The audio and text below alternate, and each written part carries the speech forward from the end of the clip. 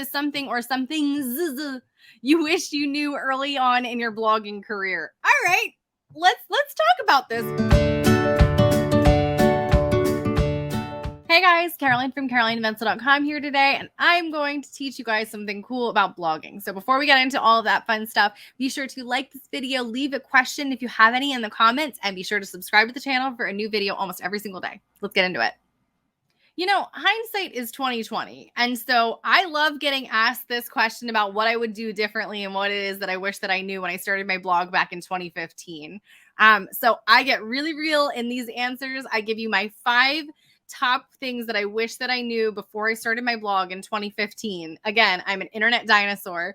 So these things might surprise you, and I don't hold back, and I share the full information of everything that I knew in a lot of detail. So let's get into it. If you could go back in time, what is something or some things you wish you knew early on in your blogging career? All right, let's talk about this for just a split second here. One of those things is that when you're blogging, when you're first starting, this piece actually gave me so much comfort because I felt super naked. So full stop. No one's going to actually see your early content. So when you first start your blog, and a lot of people put this pressure on themselves, like that Martha Stewart is going to share that first blog post and it's going to go mega viral. And then you're going to get your own show and everyone's going to know who you were because of this one blog post. That doesn't really happen. And it's a really good thing that it doesn't. So when you're first starting, you really are kind of anonymous. Nobody knows who you are. And again, this is a good thing because it gives you time to practice, to learn, to hone your craft, to figure out what it is that you want to blog about, to figure out just even writing blog posts, because writing blog posts is totally different than if you were writing a book or if you're writing, you know, a college essay, which is how all of us were taught how to write. It's not the same thing writing a blog post as it is writing a college essay. So when you're starting, it's nice and easy because you're anonymous. Nobody knows that you exist. Nobody knows that your blog exists. And that gives you the ability to mess up.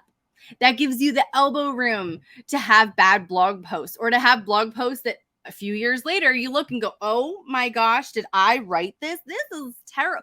And then you can delete it if you want to. If it's that bad and it's not ranking for anything, delete it. Like, I've deleted blog posts that are like, oh, what was I thinking when I wrote this? And I don't feel bad about it. But I'm glad that for those periods of time when I was doing this, that I was pretty anonymous. So that's number 1. Number 2, this is why, like, I usually tell people, like, you should expect about a year, at least 6 months of not making a whole lot or any money. As in, like, you will be working for pennies kind of thing. It's going to be for a while. There's a long list of like learning curve items that you have to go through before you actually start to see the money come in. For example, even with affiliates, you could sign up for every affiliate under the sun, but until you discover what it is that makes sense with your content, that your readers are actually going to mesh with and connect with, having affiliates, you could have every other word could be an affiliate link, but it's not actually going to matter. It's not actually going to be able to do anything because you don't know how to write about it and you don't know how to promote your content. You don't know how to share it. You don't know how to get it out there. You don't know how to do SEO. And so you're going to be working for pennies for a while. And it's okay because the stronger your foundation when you're starting, the more that you will make as you go. The more that you add things to your post, like even let's say your first post is bad. Then the next post you learn about creating headers and formatting things. Then the next post you learn about how to add links. And then the next post you learn about how to add an opt-in box to that post to grow your email list. And then you have, you know, all of these different kinds of things that you can do and learn and grow as you go. But don't put this pressure on yourself like, oh my gosh, it's been 3 months and I haven't made more than $5. That's pretty normal. I wish that somebody would have told me that. I wish that I literally didn't sit there the first day I got my blog and my domain and I wrote my first Hello World post. I sat there refreshing my page like every 2 minutes, waiting for people to find it. I was waiting for the internet money to come because I didn't understand. Like every single post that I ever read made it look like you post your first post and then the internet money just appears in your lap. That's not how it works. That's really not how it works. But that was how it was made to seem to me. So I'm being brutally honest. You will be working for pennies. Breathe in, breathe out. The first months are a learning curve and a labor of love, and it will go up from there. This is another one that like nobody talked about with me, and I really wish that they did. Getting your first 1,000 likes, follows, subscribers, page views will feel like it takes forever. It will. It will feel like this takes forever to make this happen. It is exhausting. It is. There's no two ways around it. It is exhausting to get your first 1,000 followers, subscribers, likes, page views.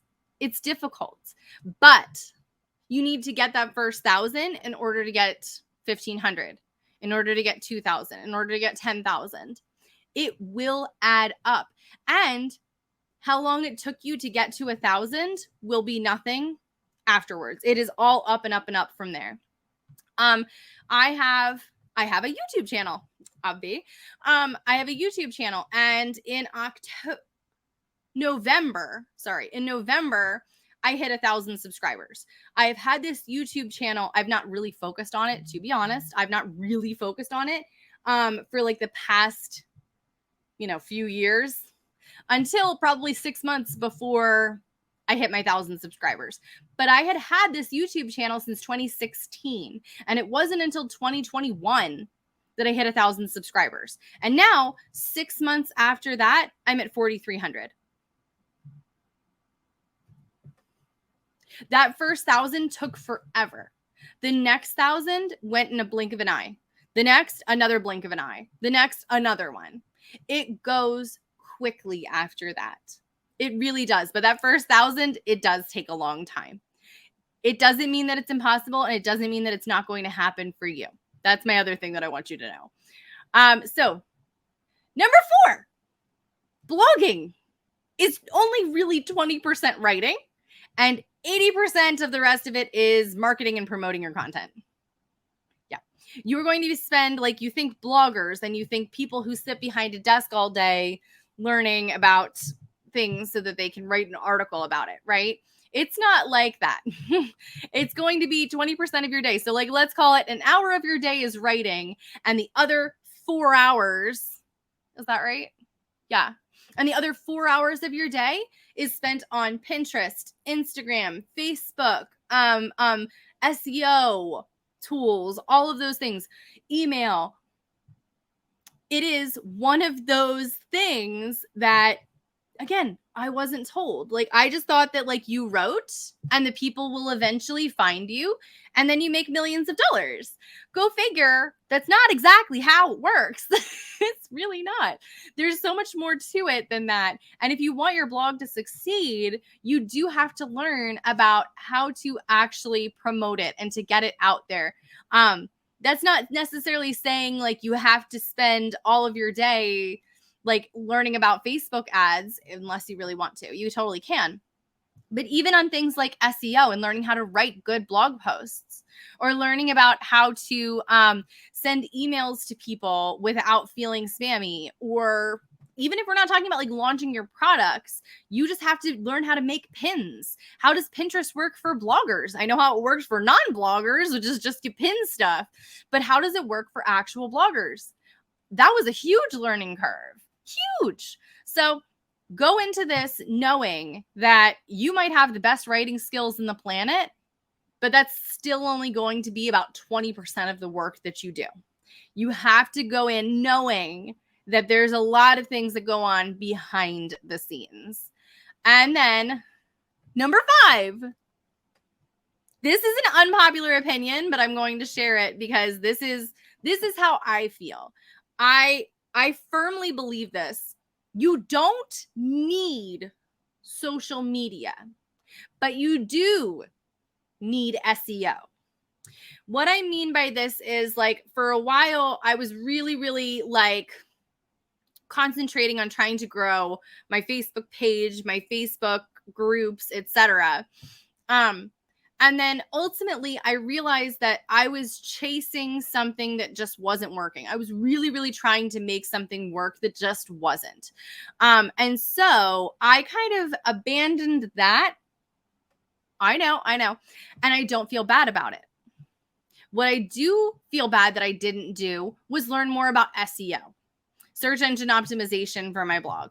I feel bad that I should have been doing this for years and years and not just over the past like year and a half.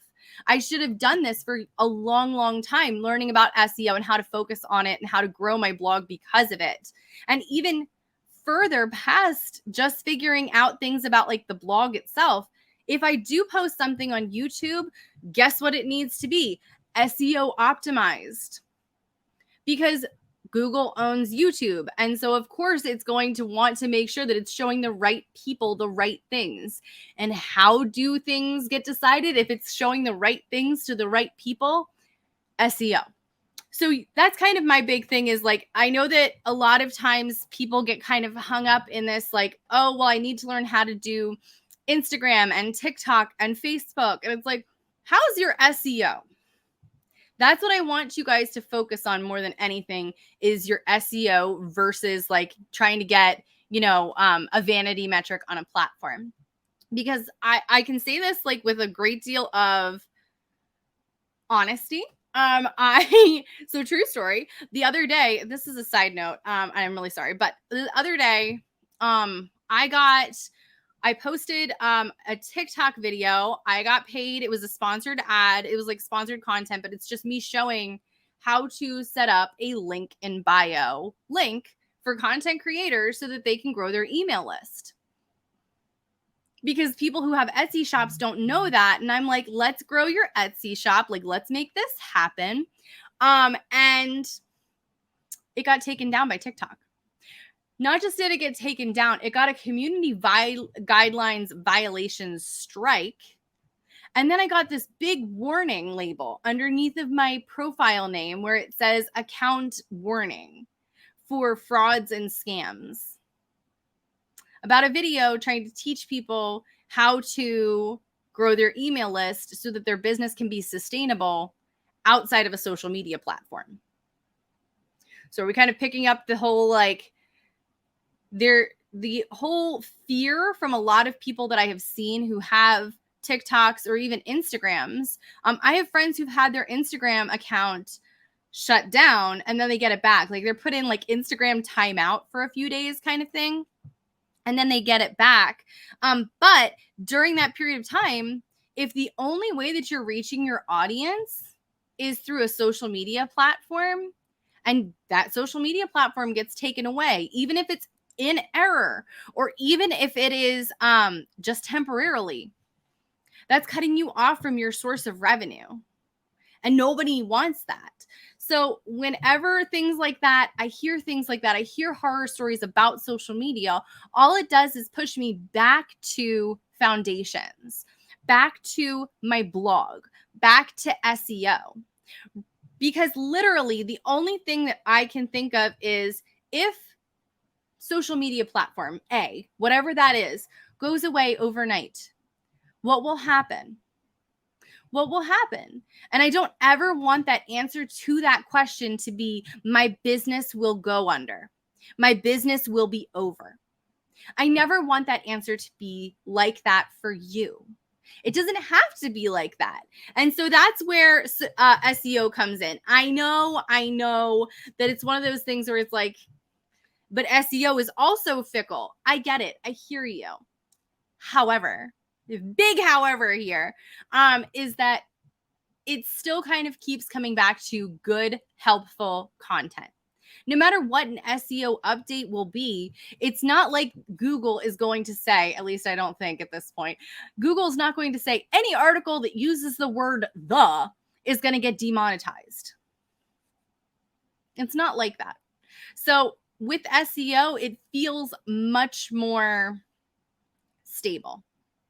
Even though things change with SEO, it is still a platform that is yours. It's your blog that you're working to hone your SEO for. That's kind of one of the biggest big things that I really wish that I knew when I was starting my blog, is chasing vanity metrics of like getting that 100K Instagram followers. That's not going to necessarily secure my blog as a source of income comfortably. I will always be worried that something's going to happen with Instagram. I will always be worried that something's going to happen with Facebook or TikTok or Twitter or whatever it is. And nobody needs that. Nobody needs that. So those are the big things that I wish that I knew when I had started my blog. All right, guys, I hope that you learned a lot from that. Don't forget to check out the links inside of the description below to sign up for some cool freebies that you can get. And don't forget to like this video if you liked it, and leave any questions that you have in the comments. And don't forget to subscribe to the channel. If you want a new video every single day, we post a new video every single day. So I will see you guys next time. Bye.